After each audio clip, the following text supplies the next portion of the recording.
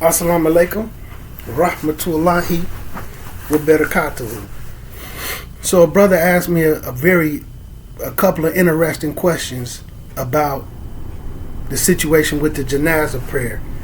And I'm going to explain how to do the Janazah prayer, inshallah. So what he asked me was, if the Rasul, being that the Rasul was the ruler during that time, right? And he made the conscious decision to not perform, to lead the Janazah prayer. So should the ruler be the one that don't do it? And then the imam is the one to do it, right? So when it comes to things like fiqh and Islamic ruling, you always have to consider the circumstances. And sometimes this is why people run into issues, because sometimes they may take a ruling and make it a one size fit all, and the circumstances aren't the same. So like for us in America, we don't have one ruler. And it's not where everybody, all 50 states, is going to attend the Janazah. So it's going to break down to your individual city, to where the people know you. And then sometimes it may break down to the individual masjid. Okay? Because you might have 5 masjids in the city, and all 5 masjids have difficulty with one another. So person might pass away at masjid number 1, and masjid 2, 3, 4, and 5 might not attend that janazah. But the person at masjid number 3 may be the most knowledgeable out of all the imams of the 5 masjids. He may not be informed to whether he should lead it or not. So it's going to break down. Sometimes it breaks down to that individual masjid in some cities. So in this city, this particular city, with the circumstances that is here, right? But let me explain this part too before I get into that. So the Rasul, from anything that I've seen and from what I've been taught and what I've been told, the Rasul never said to anybody, if you are a scholar, if you are a noble person, if you are the most knowledgeable imam, whatever your title is that ranks you above the others, don't lead the Janazah prayer. So he made a choice. So some say, if that person chooses to not do it, then that choice is his. It's recommended that he don't do it for the same reasons that the Rasul didn't do it. But it also says, if that person wants to do a dua or something in private, the noble person, then he should do some type of dua, some type of supplication for the deceased. And this is under circumstances where one committed suicide or they fall under some of the other categories. So it's not a mandatory thing, it's a recommended thing. Now, what if you in an area where the person who's the imam of the masjid is the only person that can lead the prayer? What if he's in a masjid full of people that don't know how to do a janazah prayer? They just stand, they've been to him and they just stand there and just follow the motions of everybody else. Can that person deny it? Now, if he's going to choose to deny it and fall in accordance with that, with the sunnah of the Rasul, he needs to teach somebody else how to lead that janazah prayer. But this is the circumstances where they debating and voting. From the little details I have, and for the simple fact that they taking a vote, it sounds like they trying to figure out whether he's kafir or not. Whatever they ruling or whatever they trying to come up with. Okay? So if the noble person or the one person who has the most knowledge decide I'm not going to lead it, then it breaks down to where they say the ordinary people can do the janazah prayer. Your everyday layman, anybody who know how to say the words, can lead the janazah prayer. It's just like the same thing as a 5 daily salat. You may have an imam or a person whose designated job is to lead the salat at the masjid. If he's not there, anybody else who know how to recite can lead the prayer. You see? And let's say the next person is the best reciter. Let's say he have a cold or his throat is hurt. Then he can have somebody else who can't recite as good as him, but they still able to recite, lead the prayer. It's the same with a janazah. It's the same with all prayers. You see? Except for something like Taraweeh, where you have to have the Quran memorized. Or under special circumstances where there's nobody around, they actually have big Qurans. And being that it's a sunnah, somebody can read from the Quran. Under special circumstances when there's nobody else around to do it and they want to get Taraweeh done. But anybody able to read or anybody able to recite and they got that memory, they can do it. It's the same with a janazah prayer. You don't have to have no special status. Even to where like a lot of translations I've seen, or even translated it, just your regular, ordinary, everyday Muslim who's of sound mind and they able to recite can do the janazah prayer.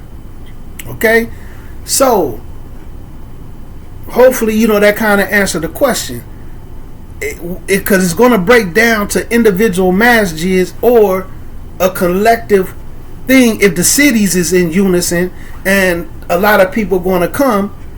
And if the person who feel like he's the most knowledgeable isn't going to lead it and may not even attend because the person committed suicide, but they're going to make sure that there's somebody else that's able to do it. Not, we going to leave, we refusing to give him a janazah, period. And then people going to have to figure it out, especially when he's an African American, and y'all know no other African Americans can figure it out.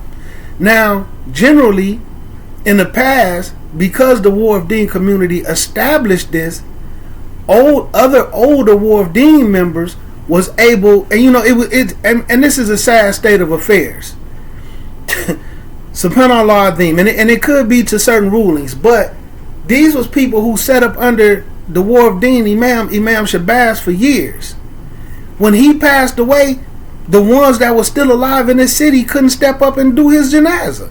They had to call other people from another city to drive down here and do it. Now, they could have had a conversation and said, well, we feel like you more this and that.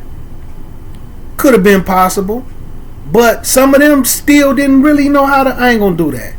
But somebody else had to come from somewhere else. As far as Chicago sometimes. Or, you know what I'm saying? To come do the janazah when one of them should have stepped up and did it. Even when he stepped down as imam, one of them should have been able, well, not step down, he got set down, but there was nobody prepared to carry it on for them. That's neither here nor there, but that's one to grow on, because people shouldn't want to repeat that pattern. Okay? So, under these circumstances, what can be done? If this masjid decide they're not going to have this brother Janazah. Okay? Something I'm going to talk about, something that I do that I don't speak to I don't tell nobody else that I do it. I'm going to quote a hadith first, right? We'll paraphrase it. There was a situation where there was a person of color that used to clean the masjid during the days of the Rasul. The person passed away. The Rasul didn't know that they passed away. He just, after some time, he noticed, like, where's the person who comes and sweep and clean the masjid? I haven't seen them. And they was like, oh, well, Rasul, they passed away.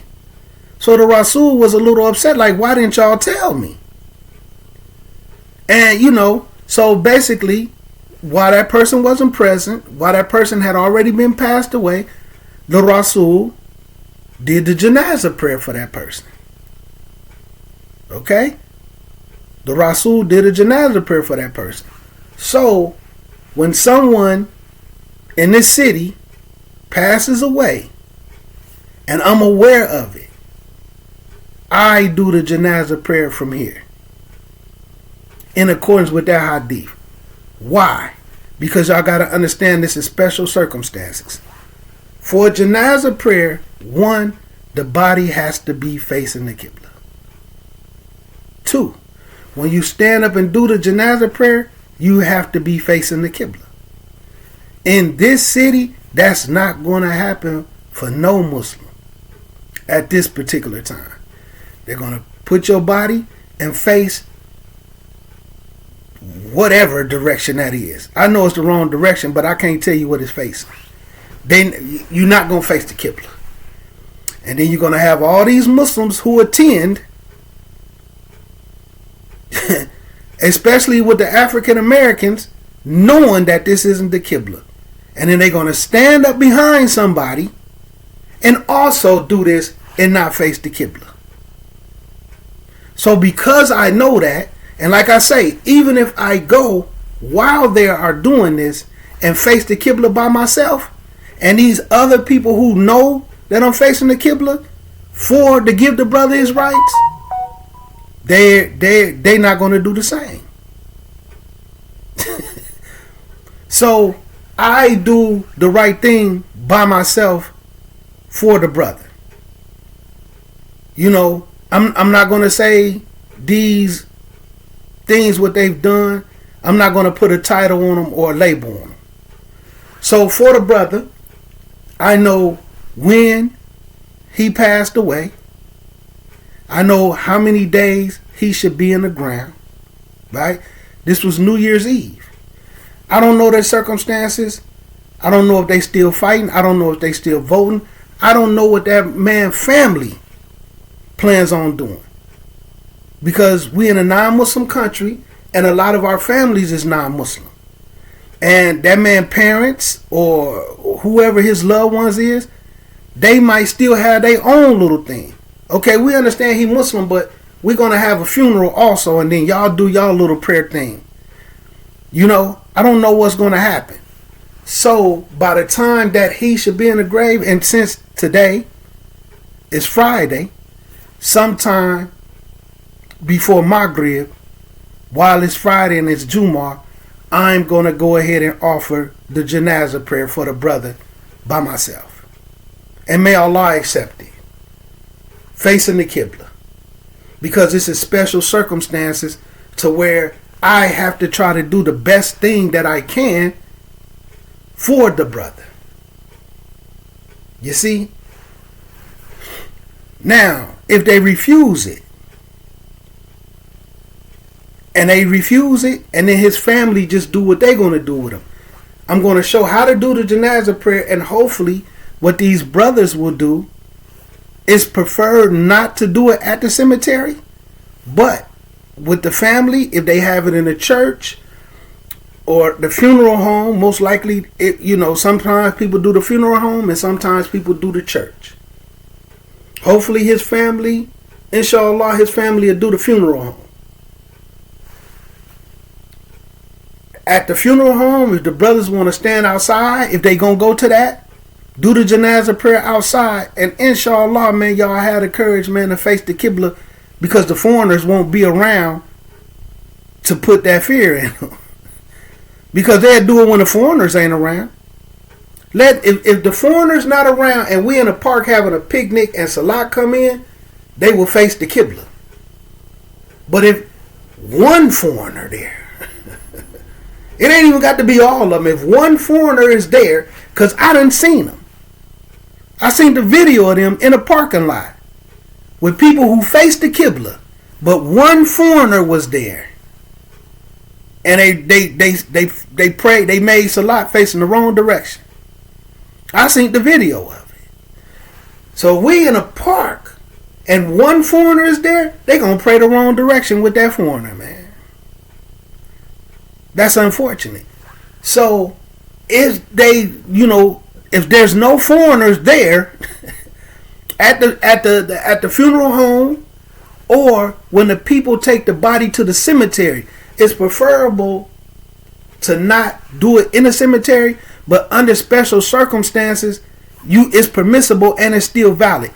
When y'all get to the cemetery And I'm going to show how to do it, but I think Brother Fahim, it wouldn't surprise me if Brother Fahim know how to do it. Fahim be knowing some stuff, man. You know what I'm saying? I've always gave him his credit. Fahim do be knowing some stuff. Have Fahim lead it and try to do it where y'all have 3 rows.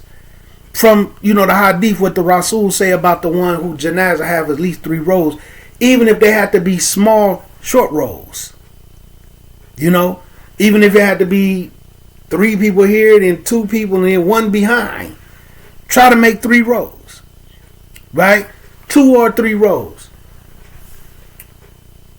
And then just do the Janazah prayer for the brother at the cemetery, because if these people refuse him, or in the future, if they refuse any other African American brothers, y'all got to figure out what to do. And under these circumstances, if they decide, well, we can have the Janazah, but we the most knowledgeable, so we not going to lead the prayer, they have an obligation to at least teach somebody else how to do it, or make sure somebody else know how to do it. Like I said, the Wharf Dean community, they knew how to call somebody else from another city to come do it from the Wharf Dean community, but a lot of them have passed away. I think Brother Portee might be the only one that's still left, and no disrespect to him, but I don't even think Brother Portee know how to do a Janazah prayer. And Brother Portee pushing 80. It's just unfortunate, man. So I'm gonna go ahead and say how to do it, and it's unfortunate, man, because like I said, man, hopefully, I hate to say, hopefully no foreigners there, so that these brothers will face the Qibla. But then it might be unfortunate, man, because it's some might show up who just love to go against the grain.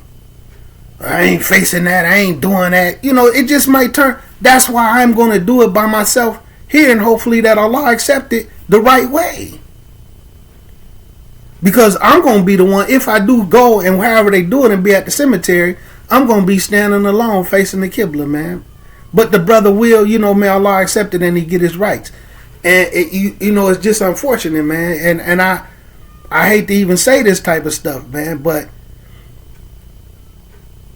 and I hate to say this, because we've been talking about mental illness and mental health things, right? And when I was talking about the 600-pound life situation, a person is 600 pounds, they back hurt, they can't breathe, they on oxygen, their legs is swole, they can't really walk without pain, doctor telling them to lose weight or they gonna die, they bedridden, but they just complain. But they don't want to lose no weight. Oh, I can't breathe, oh, my back hurt, oh, I keep swelling up, I can't even clean myself when I use the restroom. But they'll still order 10 whole pizzas. Eat 10 pizzas because some sick people don't want to be healed. And this is a mental illness. To continue to follow along with some bid'ah and go, all these brothers who done passed away and they done gave these people a bogus Janazah. And then people who line up with them and do a bogus Janazah with them and tell themselves it's fine. This is a mental illness. And I'm going to be honest, back in my day, when I was on the fence about it, and I ain't going to say I didn't take it serious, but one of the Wharf Dean brothers, that I had some respect for, and I grew up with his children.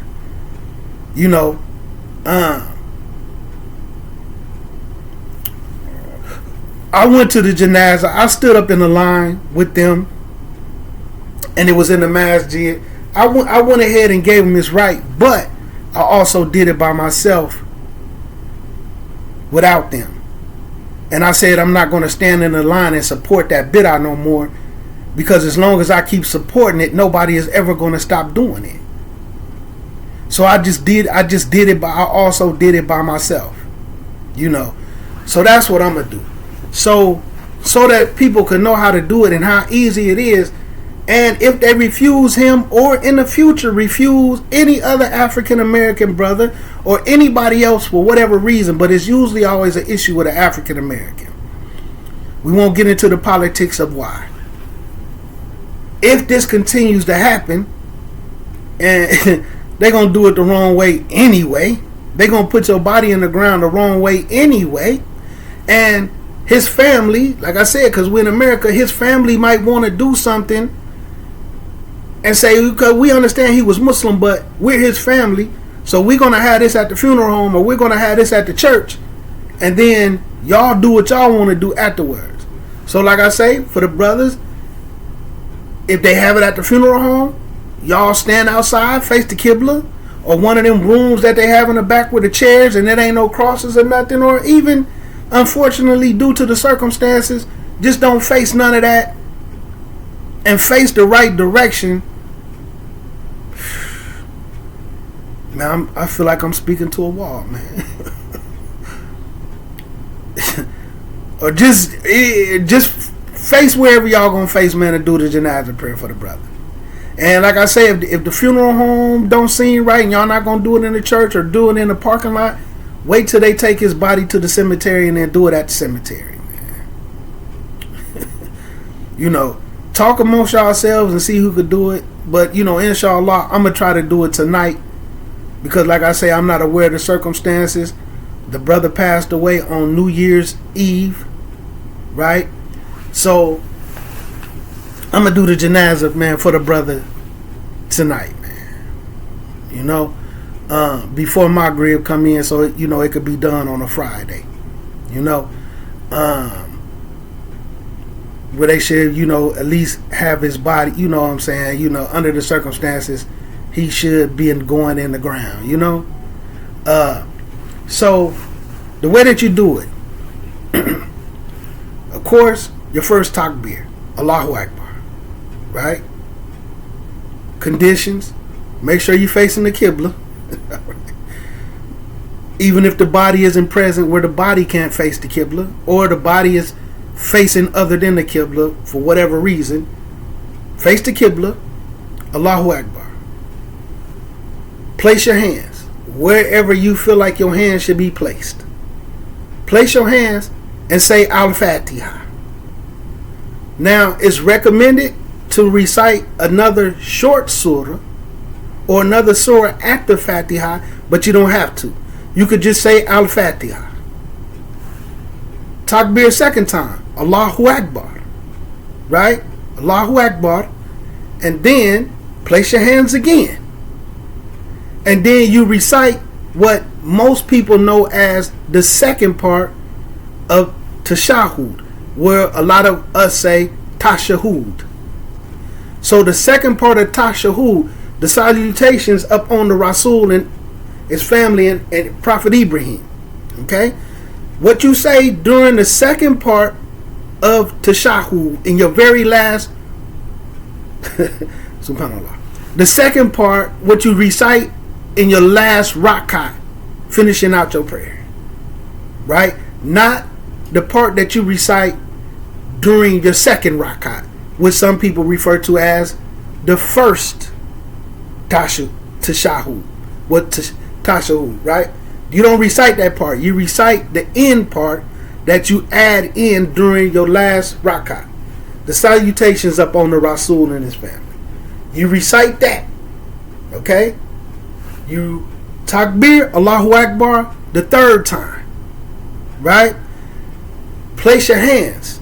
And then you make a dua for the deceased. A sincere dua for the deceased. If you want to make a personal one, alhamdulillah. If you want to look up and possibly Google a dua for it, or if you have books of hadith, or you have books of aftar that may have some recommended ones, try to look up some. But if you want to make a personal dua that's for the deceased, then you do that. Then you takbir the fourth time. Right? You takbir the fourth time, place your hands. You can either A, in the prayer, Assalamu alaikum rahmatullah, and some recommend that you only do one to the right, but you can also do to the right and to the left. It's acceptable. Or if you don't end the prayer, you can recite another dua Not only for the deceased, but also for the Muslims. During the fourth. And then taslim out.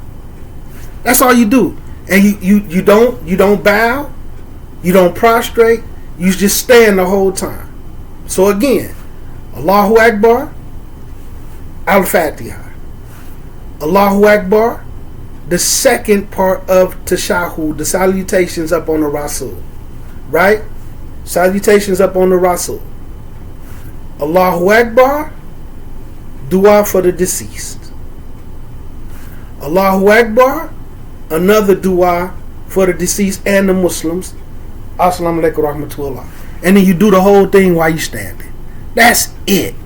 Anybody who know how to recite those things, that can do it. And if you don't, and for the duas, which they do have some debates whether dua have to be in Arabic and all this other type of stuff. If you don't know any duas in Arabic and you want to know a dua and you know what you're saying, just recite it in English, man. You got to do the best that you can under these circumstances. Make a dua for the brother in English. Right? And if nobody else is able to lead it and all you know is your salat, if you're a person who's still praying English and you only know Al-Fatiha in English and there's nobody else to do it and you only know the second part of Tashahud in English, then do it in English, man. Because it's all that you know. And may Allah accept it. Because you're doing the best that you can under the circumstances. And this is for now or in the future if they refuse it.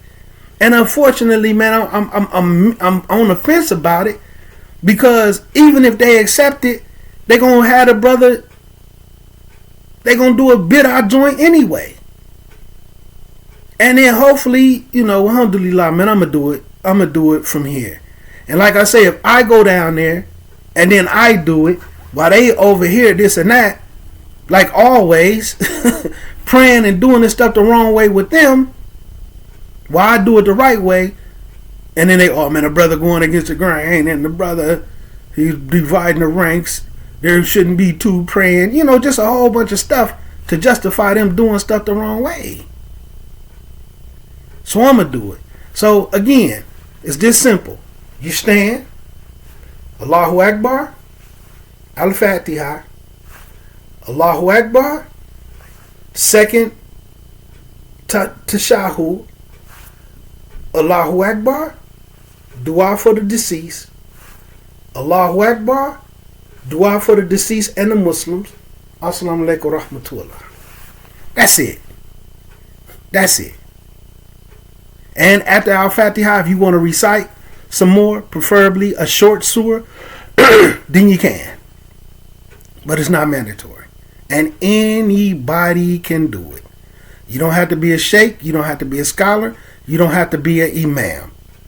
So if they refuse it or any other one, inshallah, man, y'all brothers, man, get y'all weight up, man, and face the Qibla and do something for that brother, man. Y'all can't keep letting these people, man, invalidating and forcing y'all up into bid'ah, man. You just can't keep doing it, man. Anyway, man, assalamu alaikum warahmatullahi wabarakatuh.